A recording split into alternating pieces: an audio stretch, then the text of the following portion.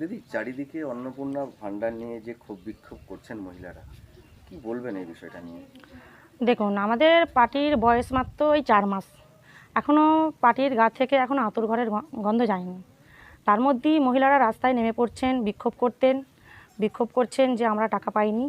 সেই বিক্ষোভ করার একটা জায়গা আছে। আমাদের সরকার ক্ষমতায় আসার আগেই কিন্তু কথা দিয়েছিলেন যে আমরা বিজেপি পার্টি বা সরকার যখন ক্ষমতায় পশ্চিমবাংলায় আসবেন, আমরা প্রত্যেকটা মা বোনকে অন্নপূর্ণা আওতায় আনবো, 3,000 টাকা দিয়ে আর্থিক সাহায্য করবেন। সেই মতোই কিন্তু শুভেন্দুদা আমাদের কথা রেখেছেন। এর জন্য অসংখ্য ধন্যবাদ জানাই আমাদের মাননীয় মুখ্যমন্ত্রী শুভেন্দু অধিকারীকে। আর যারা বিক্ষোভ করছেন, আমি বলবো তাদেরকে একটা কথাই, রাস্তায় এরকম করে গড়াগড়ি করে লুটোপুটি না খেয়ে তাদের যে অভিযোগ, তারা একটা লিখিত আকারে ভিডিওয়ে জমা দিক। অবশ্যই তাদের যদি মনে হয় তাদের কোনো কিছু অ্যাপ্লিকেশানে ভুল আছে, তাদেরকে সংশোধন করা হবে এবং তারা পুনরায় তাদের আবার টাকা দেওয়া হবে। এটা তাদেরকে ভাবতে হবে। আপনারা বলুন না যে যদি আগের সরকার যদি ক্ষমতায় আসতো নতুন করে ফিরে, তারা কি আবার এরকম করতে পারতো রাস্তায় নেমে? তখন তো কোনো মহিলারা কোনো মুখ খুলতে পারেননি। দিদি, এই যে মহিলারা বিভিন্ন জায়গায় বলছেন বিধায়ককে মারা হবে, কেউ বলছে ইট ছুঁড়ে মারবো, তো এইগুলো আপনি মহিলা হিসাবে কি মনে করেন?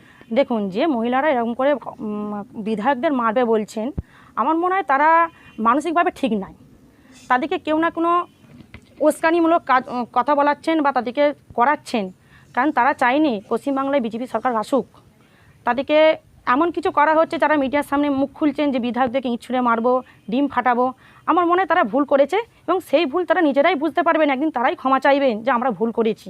কারণ এই সরকার হচ্ছে ভারতীয় জনতা পার্টির সরকার। অনেক কষ্ট করে কিন্তু এই সরকার ক্ষমতায় এনেছে। বহু মানুষ অত্যাচারিত হয়েছে, মানুষের ঘর ভাঙা হয়েছে, অনেককে ঘর ছাড়া করেছে। তারপর এই দীর্ঘ পরিশ্রমের ফল কিন্তু এই 2026-এর নির্বাচন ছিল। তাই আমি বলবো, যেসব মহিলারা এরকম করে লুটোপুটি খাচ্ছেন, আপনারা দয়া করে রাস্তায় না নেমে আপনারা ঠিক জায়গায় আপনারা যান, দরখাস্ত জমা দিন যে আমাদের ভুল হচ্ছে, আমাদের টাকা কিসের জন্য পাচ্ছি না। অবশ্যই পাবেন। প্রত্যেকটা মা বোনই মোটামুটি পেয়ে গেছেন টাকা। কিছু হয়তো ভুলভ্রান্তির জন্য কিছু মহিলারা পাচ্ছেন না। এমনও আছে আমাদের যারা পার্টি করে, তাদের বাড়ির মা বোনেরাও কিন্তু পাননি। তারা কিন্তু কোনো রাস্তায় কিন্তু নামেনি। তারাও কিন্তু সব মানুষ যারা বুথের যারা নেতৃত্ব আছে, যারা বুথ সভাপতি, তাদেরকে কিন্তু বলছেন যে আমাদের টাকাটা কেন আসছে না। আমাদের সমস্ত কর্মী কিন্তু একদম আগ্রহীভাবে আমাদের বুথে কাজ করছে, বুথ নেমে। এবং আমি আমার বুথের কর্মীদেরকেও বলেছি যে আগে পাড়ায় দেখো কোন মহিলারা টাকা পাননি বা কেন তাদের টাকা ঢুকছে না, তাদেরকে একদম সান্ত্বনা দাও যে তাদের যদি কোনো কিছু ভুলভ্রান্তি হয়ে থাকে কোথায় যেতে হবে সেটাও তোমরা বলো। আপনারাও খোঁজ খবর নিচ্ছেন বুথ স্তর থেকে? হ্যাঁ, আমরাও নিচ্ছি। অনেক বুথেই টাকা মোটামুটি পেয়ে গেছে। কিছু মহিলারা বলছে না ভুলভ্রান্তির জন্য হয়তো পায় না। আমি একটা কথাই বলবো, সেই মা বোনেরাও পাবেন। অত ধৈর্য হারানোর দরকার নাই, অবশ্যই কিন্তু টাকা পাবেন।